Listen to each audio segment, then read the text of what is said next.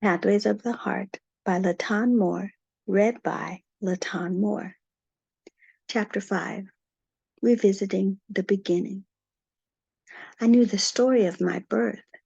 I could recite my own condensed version of the event in few words with great dramatic intonation and affectation. Couched in the language were words like miracle and special. I wore the label miracle child with the perfected balance of someone who is convinced this is not going to last. Secretly, I felt a lurking suspicion that gnawed at my uneasy glamour, like the faintest oil and grit residue that remained on my skin. I chafed at the term miracle, and until very recently, I didn't know why. I was born at 5.5 months gestation in an era of American history when sex and drugs were free and experimental. I was an unplanned pregnancy. Like a pair of toddlers found with their cheeks full and mouths smeared with chocolate, my parents were caught. Swimming in my mother's womb, I was a tiny embryo, intruding and unexpected. They were caught with many mid-thought questions and vague unspoken uncertainties. The way the story went, my mother went into labor suddenly and I was born prematurely. I must say that after years of therapy and a fine-combed review of so many details of my life, I recently scrutinized my birth experience. I began to question why my mother experienced my birth so suddenly, seemingly without provocation. When my father mentioned my birth one day, I also remembered a pill that may or may not have been a factor. My father is the only person alive whom I can ask about my birth, so I visited him to talk about my birth. I had very definite intentions to uncover the truth. After I decided to ask the question, I tried to prepare myself ahead of time for any possible replies. The truth about my birth was uttered frankly and without apology, guise, or fanfare.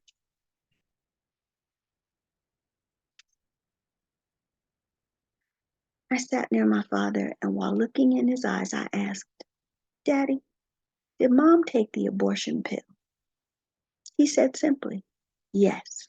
I already had several children. I didn't want any more. I didn't know Jesus either." They were both young and restless. I imagine they discussed the pill and the unborn baby like couples might do when weighing the pros and cons of a new appliance. Perhaps there was a sudden panic, and as randomly as the changing wind, the choice was made. At the time of my mother's pregnancy, my father was a drug dealer, and my mother was his current romantic conquest. He had a candy jar of assorted drugs like colorful pellets sitting on a shelf. He found a small white pill. He said to my mother, "Take this." She did. Whether she swallowed it whole or let it lay upon her tongue, I cannot be certain. Nevertheless, the pill was potent and proved as life-threatening to my mother as it was to me. I imagined this exchange between my parents and the excruciating suffering that followed. I imagined the moisture collecting on her upper lip as the small menstrual cramps escalated with every minute, her complexion vacillating between fevered blushes and fainting pallor. I can almost hear her panting in her weak call to alert my father as she began to be unsteadied by the spasmodic convulsions of her womb. Her fear and uncertainty plain to his eyes. Too late she comprehended that this choice to take her unborn baby's life could abruptly end her own life. Maybe a friend or taxi raced them from their Haight-Ashbury neighborhood to the San Francisco General Hospital. In the maternity ward, a little after midnight, I was fully expelled from my mother's womb and placed in a waiting incubator. I weighed 1 pound and 13 ounces at birth. Suddenly, I was delivered into life, unprepared, and the battle waged on each day. My father was told by doctors that they could save my mother, but not me. As I lay in the incubator, my lungs had not fully formed. My skin was translucent like cellophane noodles. The neonatal care team didn't have today's technology to assist their life-saving efforts. It was there, dear friend, that I first met Jesus Christ the Lord. I can easily remember from a place that is only sensory and deep. I can recall the pressing weight of Jesus' life-giving presence upon me and into me. Broad and wide he covered me. Deep and heavily like a steamroller he pronounced over me, live. At his command, my body and soul remained cohesive in obedience. With each breath he gave me, I continued to live, and I live today. I spent over 50 years living with one version of my birth that merely sounded like a near miscarriage. Suddenly, I challenged that history and realized the truth. I have never forgotten my first encounter with Jesus, and now I know why. When I began this birth rediscovery process, I came to know the substantiated truth Jesus knew I would realize. Jesus knew I would need to see him personally attending to me in a deep and significant way. Jesus knew that all these years later, I would need to see beyond my parents' rejection and silent conspiracy. I would really need to see Jesus being the protective parent, healer, and hero who saved me from the jaws of that chemical death. Being born prematurely meant that my mother and I were separated for several months after my birth. We did not forge the customary tender bonds between mother and newborn child.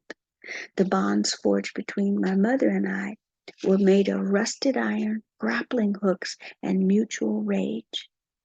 I remember craving my mother's affection. I remember needing her tender embrace. I struggled with my angry heart while hoping to hear her kind words. Our encounters were predominantly emotional, intense, and nearly always spiked, with her hands wielding a belt, lashing against my flesh. We were victims of our vicious cycles of pain.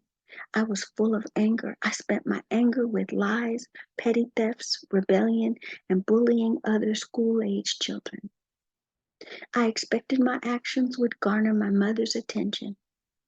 Any attention would satisfy. I knew the payoff was pain, and while I felt the whelps and blisters rise upon my skin, I was curiously satisfied. The extension cord or belt allowed me one thing, her undivided attention. Smugly, I held her gaze for as long as her strength lasted. It was horrible, and we were both broken. I do not tell these graphic events for sensational zing or to tantalize. Things were, as I say, and far worse. I do not glory in our mutual suffering, but I lay the foundation to give a reference for my life and my perspective. My mother and I waged this war from my tumultuous birth until she lay still upon her deathbed. So many things were left unsaid and unresolved. We had no tearful admissions and repentance. We spent our mutual need for something better somewhere else and did not attain harmony in our last years together. Upon taking up paper and pen to write these pangs and anger of my life, I asked myself, what is the benefit to recall the paradox of abandonment and hyperattention? This exploration is not easy, but it proves vital for the new foundation of my life that will be laid.